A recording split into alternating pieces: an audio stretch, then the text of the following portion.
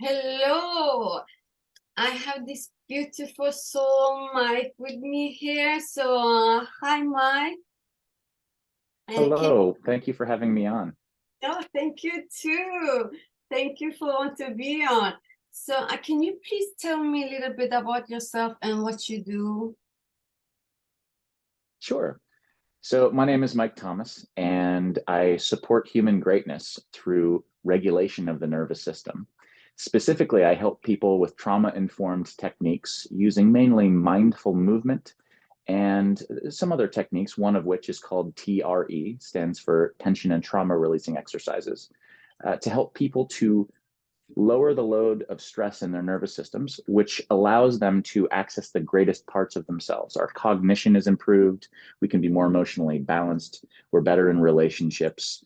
We can think ahead. We can control our impulses. We can be more creative, spontaneous. If we have anxiety, that comes from a high stress load in the autonomic nervous system. We can reduce anxiety. We can reduce the symptoms of depression. We can improve your overall fitness. My company is actually called Holistic Fitness Lifestyle, looking at how to improve fitness physically, emotionally, mentally, spiritually, and in relationships. So I cover all angles through focusing on how you connect more deeply with yourself and regulate the nervous system. You might call it self love work. Essentially, that's what it is: self care, self love work. Wow, thank you. Such admiring. Can I ask how long have you been doing this?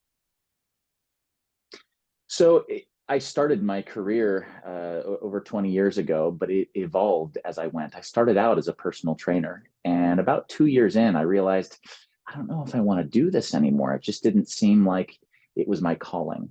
And then I started studying yoga and Tai Chi, mindfulness, and some of the Eastern contemplative traditions like Buddhism. And what really caught my attention was Taoism, looking at the Tao and the way flowing with life in the moment as it is with full acceptance and learning to navigate like water, the water element, and that flowing experience of accepting the moment as it is and developing it as you go, uh, deeper and deeper levels of awareness. And of course, the inner healing work goes along with that because our unconscious blocks from the before we get to our healing work tend to get in the way of being able to accept the moment as it is.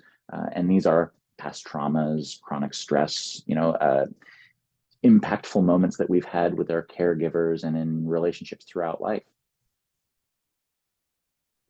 Wow, thank you. So impressive. It almost seems like my own journey. So I'm impressed. Can I ask you Thank you. about how do you do daily to keep up your mental health?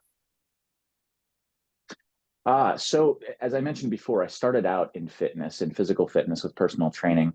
I've always loved to get active and move. And what I didn't realize when I was starting that process is that it actually helps you with your mental health far more than people realized back when I started this. We have this concept now in trauma-informed care, whether it be therapy or coaching. It's called limbic system therapy. And essentially, what that is if you look at what Dan Siegel calls the hand model of the brain, right? This wrist represents the spinal cord, the spinal column, right? And the base of the brainstem represented by the palm. The thumb represents the limbic brain, and the fingers represent the cortex on the outside. The brainstem is correspondent in terms of how much it's developed from evolution like reptiles, whereas the limbic brain is developed more like mammals. And the cortex is the most developed part in terms of sophistication, being able to map out and make meaning of and put language to our experiences. Whereas underneath that cortex is the deeper part of our brain that controls our automatic functions, what's controlled by the autonomic nervous system. So, what I'm getting to here in terms of talking about what I do for my mental health, I'm going in a roundabout way to explain a little bit of the science behind it. The limbic brain is responsible for letting us know something called valence, what something means, if it's important or not, in a positive or negative way. And when we have trauma, our limbic brain decides that many things in our lives are not safe, that they mean bad things, that they mean we need to get away from it, or it's not comfortable, or we don't like something or someone, right? And limbic system therapy can be anything from singing to theater to martial arts to breath work to even skateboarding, which is something that I've done since I was 6 years old. And by mastering a skill, your limbic brain learns that everyday experiences that before your primal brain determined was unsafe, you can teach it that it's safe through building skills that allow your nervous system to have this sense of, I'm more competent. I have mastery in this. I can handle myself in my environment. And so something that might have cued my nervous system danger, I'm not in safety. As you develop those skills, it allows your nervous system to perceive those cues in a different way. It perceives them in a way where you realize, oh, I'm safe. I can handle this. I'm okay. And so you build the skill of, let's say, skateboarding. That's what I did for myself. And it developed into more sophisticated skills like Tai Chi and mindful movement, where I build strength, kind of like gymnastics type of training, where you put your hands on the ground and you lift your legs up in an L sit position. These are skills that you build over time. You build strength, you build resilience.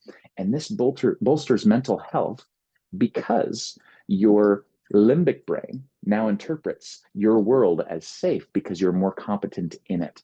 So, as a long winded way of answering your question, what I do for my mental health is the same thing I do to help my clients. It's a form of limbic system therapy, whether it be skateboarding, Tai Chi, or mindful movement. Wow, yeah, so good. Thank you for this inspiring way of being. Thank you. And what you do? Thank you.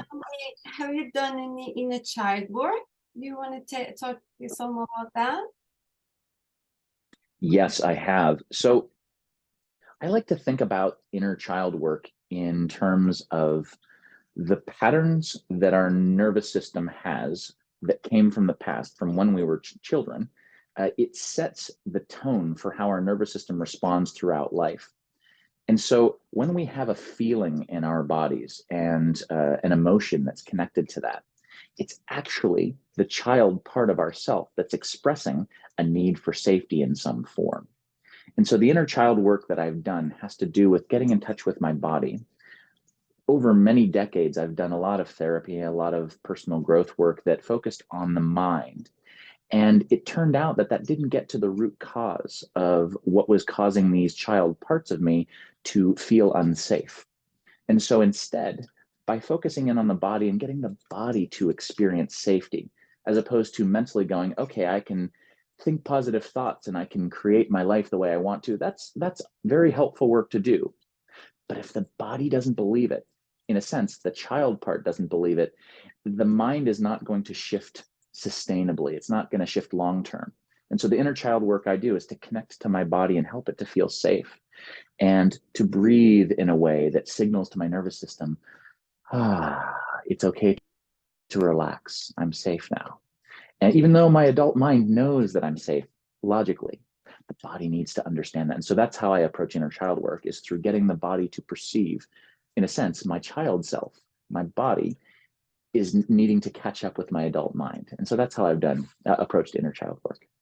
Wow, bravo, hey, so impressive. And Thank you.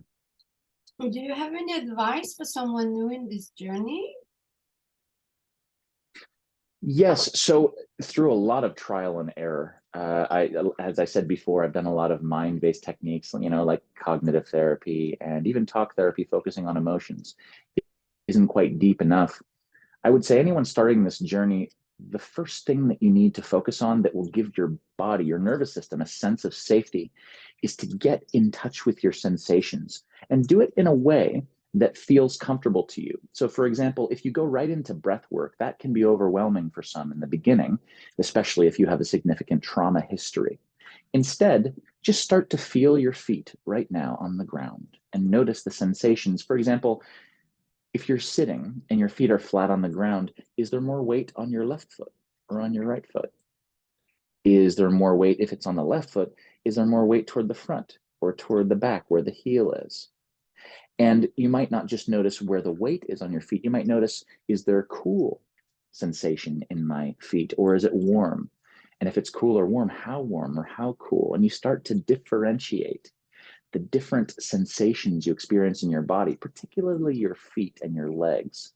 So often when we're in trauma, it puts us in our heads and our upper bodies, tensing our shoulders to try and control things, which is adaptive. You know, controlling our environment to some degree is helpful to create safety, but ultimately it creates more tension. And if we can get into our bodies, particularly in the lower body, and feel those feet, even to start dancing or maybe humming and just get to a rhythm, you know, maybe put on some relaxing, soothing music or music that motivates you. Get into your body and your sensations, particularly in your lower body. It is a wonderful way to signal to your body that it's safe. And that's a great way to start. Oh, yeah. Yeah, it's a heart connection experience, no doubt. Yeah, I loved it. I loved it so much. Thank you so much, Mike, for your time and for all the good inspirational words you have come with today. I feel so honored and humbled for having you here. So thank you so much, Mike. You're welcome. Thank you for having me. Oh, it was a pleasure. So